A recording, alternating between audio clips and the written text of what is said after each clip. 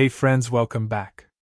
Today's recap tells the story of a young woman who lost her best friend and discovers a cassette tape along with mysterious messages left behind. She sets off on a journey to uncover the truth. Will she find it? Let's find out together. The movie begins with a girl named Mary attending the funeral of her friend Grace. It's clear that Mary is deeply saddened by the loss of her friend. After the funeral, Mary meets Grace's cousin, her friend Alice. This is the first time Alice meets Mary, and she feels an instant connection. Alice learns that Grace used to talk about Mary all the time and left her a written note containing unclear messages about cassette tapes with certain recordings. Grace told Alice that the only person who would understand the contents of these tapes is Mary. Mary decides to go to Grace's house, carrying a copy of the house key. Grace's house has 2 floors. The ground floor is a cafe, and the second floor is Grace's private apartment. When Mary enters the apartment, she heads straight to the jellyfish Grace used to care for, placing a starfish in the tank for it to eat. She also takes care of Grace's turtle by feeding it. Next, Mary enters Grace's bedroom and finds a radio, a recording device, and old wireless equipment. She sits down feeling sad and lonely after the loss of her only friend. After some time, she decides to sleep on Grace's bed, but she hears a mysterious voice coming through the wireless device. Suddenly, the transmission cuts off. Mary dreams of Grace while sleeping and gets scared, so she moves to the couch in the living room. Still unable to sleep, she turns on the radio and eventually falls asleep to its sound. In her dream, she sees her fiancé Edward, who appears very frightening, and she wakes up startled. By this time, morning has arrived. Mary notices the electricity is out and tries calling emergency services, but the phone line is down too. She goes outside to fetch a generator but hears strange and frightening noises around her, so she quickly returns to the house, terrified. She stands behind the door and sees a person running, looking scared. She chases after them to understand what's happening, but the person disappears. She sees destruction across all the buildings on the street and traces of blood on the ground. Suddenly, a strange and terrifying creature appears in front of her. Panicked, she runs back into the house and locks the door behind her. The creature tries to break in. While it's banging on the door, Mary receives instructions through the wireless device from an unknown person, telling her to close her eyes, take the device, and move toward the creature. Mary follows the instructions, and the device emits strange sounds and signals that make the creature retreat. Then the unknown person tells her to go to the second floor and lock the door behind her. She obeys and asks how he knows her name and what's happening.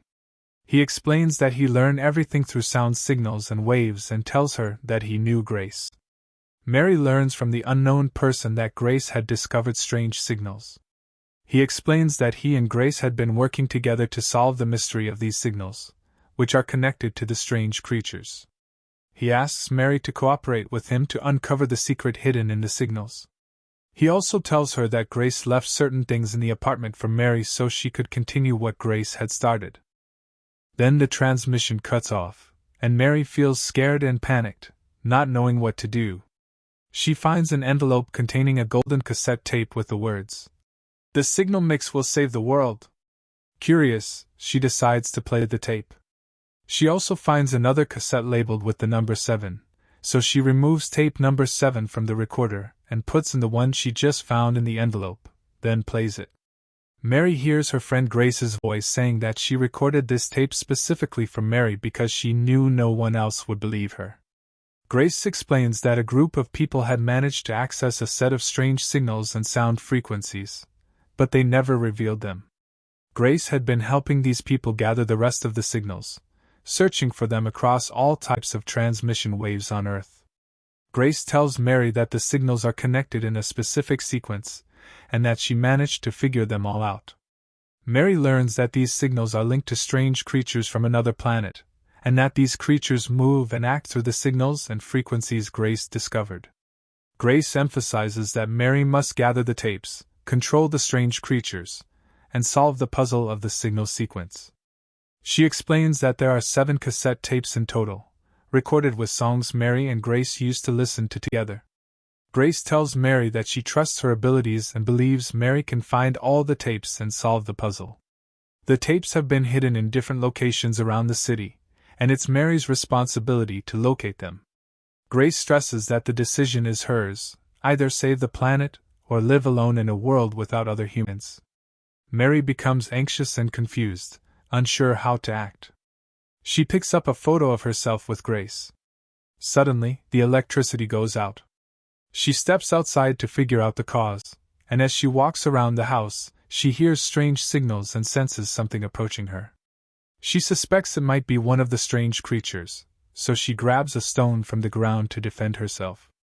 When she strikes, she suddenly finds herself back inside the house, having hit a specific panel on the wall. Behind the panel, she discovers cassette tape number 2 in Grace's personal journals. Mary sits down and opens the journals. They contain old dates, complex equations, and numerous symbols. While she reads, the unknown person contacts her through the wireless device, warning her to be extremely careful while gathering the signals. He explains that when all the signals are combined, they open temporal gateways, which explains the presence of the strange creatures on Earth. They arrived from another planet through a specific time portal. He adds that the creatures are afraid of humans, which is why they rarely appear, clarifying the disappearance of people in the city. He admits he doesn't know whether they are dead or hiding. He also tells her that these signals have existed on Earth for a very long time, and that repeated signals have caused wars and natural disasters. He emphasizes that she must follow the correct sequence of signals to close the gateways between worlds and save the planet. Mary tells him that she has long wanted to see the world empty, with no one else around.